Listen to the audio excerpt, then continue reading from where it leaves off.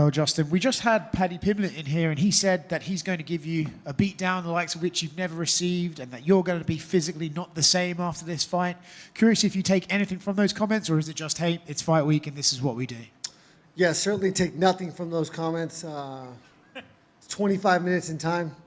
Right now, what he's saying right now does not matter. All that tells me is hopefully he's going to be overconfident, and the last thing you can do in this sport is have false confidence. He'd be crazy to think that and not know that I'm one of the most dangerous guys he's ever fought. I've been in scheduled for a 5-round fight at least 20 times in my career. Certainly not the same for him. It's a different ballgame. Do you think that's something that he can't really be prepared for, right? Because he's never been in a 5-round fight at this level. There's no way he could ever have that experience before now. So do you think that's just something he can't really mentally prepare for? Yeah, no, not really. I mean, you don't know what you don't know. He hasn't been there. Again, out of my 26 or 31 fights, I've been scheduled for at least 20 times for 5 rounds. So it's different training, different mindset, different tactics. When you're fighting, I want to take him to the 4th and 5th round, and I want to do the same thing, turn his face into minced meat, and I've done it before, done it to higher caliber fighters, but this guy has a lot of momentum right now, a lot of confidence, and those are some of the most dangerous variables that I will be facing when I step in there. You mentioned before in a couple of interviews I've seen you do that you want to take him to the 4th and 5th round. Is that just because that's where you think you will have the experience advantage and success? Or is it something that you kind of want to put Paddy through the ringer that you've been put through a few times? No, I just trust in my training. You know, I train at elevation. If I'm tired, I know they're really tired. And, I know how hard he's going to be trying. So he's going to be exhausted when we get to those rounds. You watch my previous fights that were 3-round fights, Michael Chandler, Rafael Fiziev, those were close fights on paper, but if they went to the 4th and 5th round, I would have hurt them very badly. And that's what I'm hoping I can do this Saturday. Yeah. You have a keen eye for the sport and a good mind for it. When you look at Paddy, right, the criticism of him is that the guys he's beaten have been over the hill or past their prime and stuff like that. So there's this question about how good Paddy really is. Yeah. When you look at him, how good do you think he is? I think he's really good. I think the sport is crazy. I think anything can happen at any moment. And I think all the people that have those opinions have never taken the risks that we take. A bunch of cowards that just like to talk. And I don't care what people say about him. I know that he's dangerous. I know that he's confident, and again, those are two huge variables. It's a constant battle for momentum, and I'm going to have to take it early and keep it. And if I do face adversity, I got to come back and show him that I am a vet. I am the most dangerous guy that he has ever fought.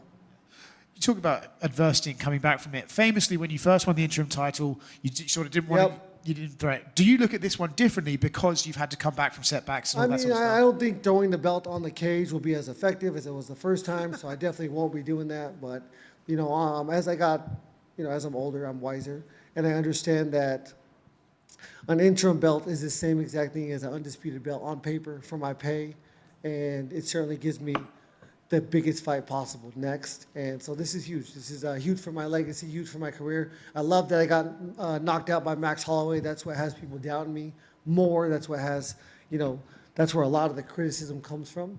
And I think that happening is going to make this final chapter so much more blissful for myself and for my coaches and my family. Justin, right here. You said like just a couple of minutes ago that like you don't know what you've never experienced when talking about like Paddy fighting a 5-round fight. This is, I think, what your 4th title fight or interim title fight you've prepared for. So is there anything that you took away from those camps that you changed this time around? Like, because I know the last few that you were a little compromised before the Charles fight because of the bike accident. So in terms of just preparation, any changes? Yeah, I mean, definitely not riding bikes. Definitely have not ridden bikes lately. But no, ultimately, one mistake I've made is trying to, when I'm successful, I try to recreate, that experience. And you can't do that. Every one of these fights is such a unique experience and a new experience. And so to try to take things that made me successful last time and implement them this time will keep me away from naturally being where I'm at and being where I'm supposed to be. And so I'm just taking it one fight. I've taken it one fight at a time since the beginning. I am still doing that. and it's been a hell of a ride. I'm blessed to have been given such huge opportunities by the company. This is a huge opportunity to be the main event red corner of the first Paramount card. It's huge, and I know that they trust me. I know that I'm the most consistent guy, most exciting guy, and that's probably why I'm here. And on your YouTube channel, I saw one of your coaches say that he felt like your whole team kind of hit it on the head with this shorter camp. It wasn't like a long, drawn-out camp. And this is probably one of the better Justins we've seen in quite a long time. So I'm curious, do you feel that same way? I mean, I do. I feel amazing. I feel as good as ever, but any fight that you ask me that, I'm going to say that. So, I mean, I do think I have made the correct choices to be as prepared as I can be. After the physique fight, I knew a huge fight was coming, and so I stayed on the nutrition. And, I feel like I am in the best shape of my life. And I'm just as hungry, I got just as much fire in my spirit. And I'm ready to perform. I love to show off. So I can't wait to be in the arena and put it on the line. I get to walk into the fire. Not many people know what that feels like. I wish every one of you could feel what I'm going to feel on Saturday without the danger, being there, but that's just not the case. And that's what makes it so exciting is the danger. So I'm pumped. We also saw you compete at Fanatics Fest since your last fight. So I guess what was that experience like, and what'd you do with the car that you won? Yeah, I turned the car into money. I took the money. It was the best money I've ever made, not getting punched in the face, by far. But yeah, I'm an athlete, still an athlete. There was 100 people, and I took second place.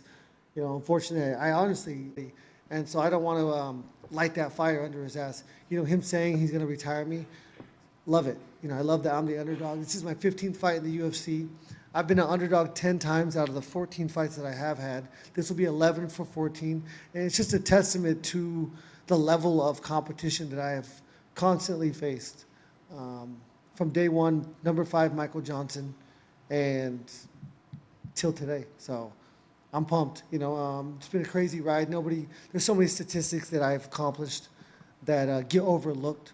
That when I'm done writing this book, it's going to be amazing. If you get the win on Saturday, who would you want to fight next? Yeah. So if I get the win on Saturday, I will have the interim championship, and that automatically gives you a fight versus the champion, which is Ilya Topuria. We do not know how long his personal situation is going to keep him out of this sport, and so I prefer him in June, because June is when I want to fight on the White House card. If he's not ready, then I want the winner of the Oliveira and Holloway fight. Justin, it's been over 5 years since your first interim title fight against Tony Ferguson. What's changed, and what are the biggest differences as you prepare to face Paddy? I mean, not much has changed. There's not many differences. This is the craziest sport in the world. I fell in love with it as a child. And, the evolution of the sport is through the athlete, but the UFC is the same. And these fights are the same. Has your relationship with MMA changed throughout the years compared to your UFC debut against Michael Johnson? I would say so, especially with the media. I've become a lot less inclined to talk to you guys for different reasons. Best of luck. Thank you. Hey, Justin. It's been talked about how much money you've made in performance bonuses in your UFC career. I'd like to ask, what's the smartest thing you ever did with that performance bonus money? And could you tell us maybe something you wish you did differently with some of the money? Oh, man, to have 14 bonuses and not equal up to $1 million, it's not right. It's not right. It should be a lot more than that, and I should have had opportunities to do smarter things with my money, but I don't, and I haven't. And to this day, everyone's, I hear Daniel Cormier saying that everybody's going to get paid more on this card. I'm not getting $1 more than I would have if this deal did not happen.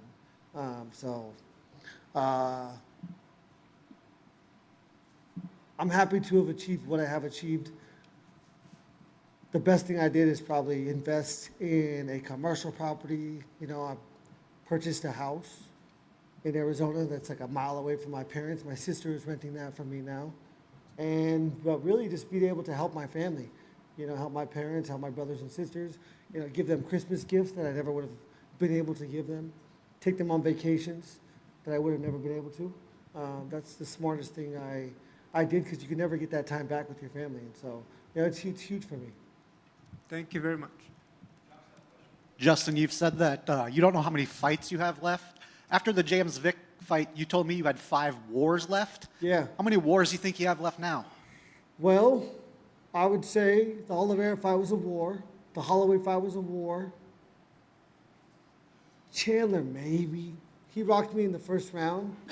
But outside that, I haven't got my marbles knocked around outside of those 3 fights. So I guess I have 2 left. Thank you. Awesome. Thank you, guys.